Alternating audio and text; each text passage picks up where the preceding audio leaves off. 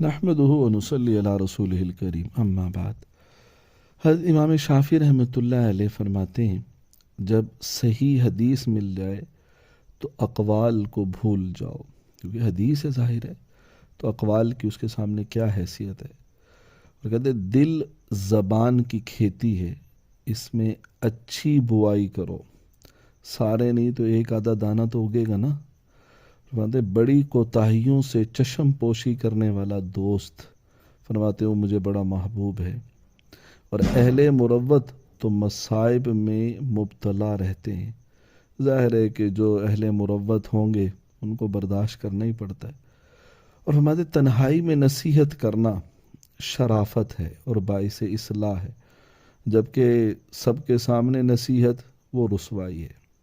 کہتے اس میں کوئی بھلائی نہیں جو علم کی محبت نہیں رکھتا۔ جس میں علم کی محبت نہیں ہے نا اس میں کوئی بھلائی نہیں ہے۔ اہل علم سے محبت نہیں، اللہ والوں سے محبت نہیں، ٹھیک ہے، علم کی قدر نہیں تو اس میں کوئی بھلائی نہیں۔ اور گناہ کا پتہ ہونے پر بھی گناہ کرنے والا سب سے بڑا جاہل ہے۔ ظاہر پتہ ہے گناہ ہے تو پھر اس کا ارتکاب کیوں کرتے ہیں۔ اللہ ہم سب کو سمجھ اور عمل کی توفیق نصیب فرمائے۔ السلام علیکم ورحمۃ اللہ۔